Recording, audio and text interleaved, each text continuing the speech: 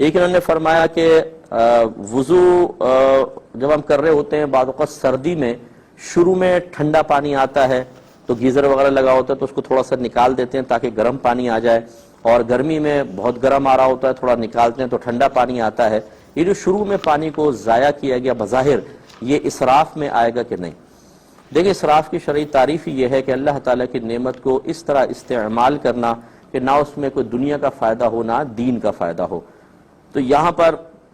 اگرچہ ایک دینی فائدہ مطلوب ہے یا اس کو دنیاوی فائدہ بھی آپ منفعت بھی کہہ سکتے ہیں کہ اگر آپ بہت ہی گرم پانی سے گرمی میں وضو کریں تو کھال کے جھلسنے کا اندیشہ ہے اور شدید تکلیف، اور سردی میں بہت ٹھنڈے پانی سے ابتدا کر لیں تو نزلہ اور بخار وغیرہ بھی ہو سکتا ہے، یہ منفعت تو ہے۔ اس لیے اگر پانی بہائیں تو اس میں بظاہر اسراف نظر نہیں آتا، لیکن اس میں محتاط مسئلہ یہی ہے کہ آپ کوئی برتن رکھیں جس میں پہلے اس پانی کو لے لیں،